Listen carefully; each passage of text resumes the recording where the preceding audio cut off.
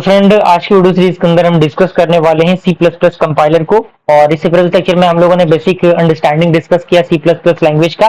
तो अगर आपने उस वीडियो को नहीं देखा तो जरूर देख लीजिएगा। प्लेलिस्ट का जो लिंक है वो नीचे आपको डिस्क्रिप्शन बॉक्स में मिल जाएगा, आप वहां से उसे चेकआउट कर सकते हैं। ओके, तो आइए स्टार्ट करते हैं सी प्लस प्लस कंपाइलर को कि आखिर ये होता क्या है, कंपाइलर का यूज बेसिकली क्यों किया जाता है, कहाँ कहाँ उसका फीचर्स होता है। तो सबसे पहला पॉइंट इसके अंदर कह रहा है कि C plus plus compiler is itself a computer program which is the only job is to convert the C++ program from one form to form the computer can read and execute। कहने का मतलब क्या है कि जो आपका set of instruction है उस इंस्ट्रक्शन को एक फॉर्म से दूसरे फॉर्म में लिखने के लिए कंपाइलर हम यूज करते हैं, क्योंकि कंपाइलर ही उन चीजों को एग्जीक्यूट करके कंप्यूटर तक पहुंचाता है और कंप्यूटर उन लैंग्वेजेस को समझता है। अगला पॉइंट कह रहा है कि the original C++ program is called the source code and the resulting compiled code produce by the compiler is usually called as the object file. यानी जो ओरिजिनल C++ प्रोग्राम होता है उसको हम क्या कहते हैं, सोर्स कोड कहते हैं, लेकिन जो रिजल्टिंग हमें मिलता है वो आपका क्या कहलाता है, ऑब्जेक्ट फाइल कहलाता है। अगला पॉइंट कह रहा है कि before compilation the pre processor perform preliminary operation on the C++ source file. यानी कंपाइलेशन से पहले जो प्री प्रोसेसर होते हैं वो परफॉर्म करते हैं एक प्रीलिमिनरी ऑपरेशंस को C++ सोर्स फाइल के अंदर।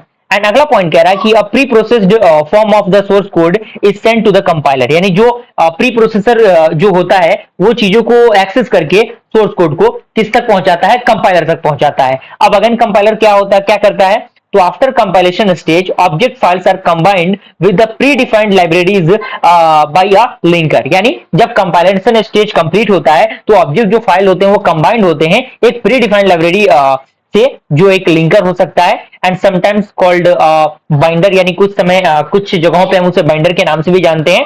That is to produce the final complete file that can be executed by the compiler.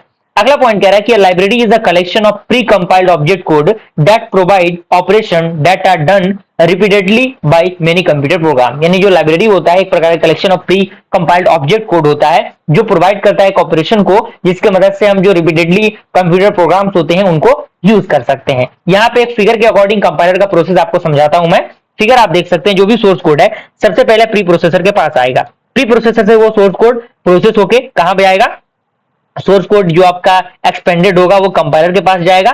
Compiler check करेगा कि क्या कोई एरर है, अगर नहीं है तो कोई दिक्कत नहीं, वो ऑब्जेक्ट कोड में जाएगा और ऑब्जेक्ट कोड के बाद लिंकर में जाएगा और यहां से कहां चला जाएगा, एग्जीक्यूटेबल कोड तक पहुंच जाएगा।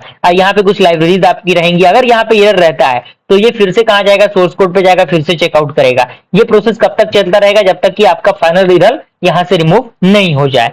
तो ये आपका पूरा प्रोसीजर है। यहाँ पे कुछ और भी पॉइंट्स है, यूजिंग टर्बो C++ कॉम, यानी आप टर्बो C++ कंपाइलर को यूज कर सकते हैं एज अ बिगनर, क्योंकि बिगनर लेवल पे जो कॉलेजेस होते हैं वहां पर भी C++ के प्रोसीजर के लिए या फिर सी के प्रोसीजर के लिए हम बात करें तो टर्बो C++ का ही यूज किया जाता है। तो यहाँ पे आप देख सकते हैं और भी बहुत सारे टेक्स्ट एडिटर हैं, आप उनको यूज कर सकते हैं, लेकिन may be the recommendation of the beginner level is also suitable that the turbo C++। Okay, तो मैं भी आपको रिकमेंड करना चाहूंगा कि मेरे पॉइंट ऑफ व्यू से भी आप टर्बो C++ को यूज करेंगे तो आपके लिए बेहतर रहेगा। ओके, तो मिलते हैं फ्रेंड्स ऐसे इंटरेस्टिंग वीडियो के साथ, तब तक के लिए थैंक यू।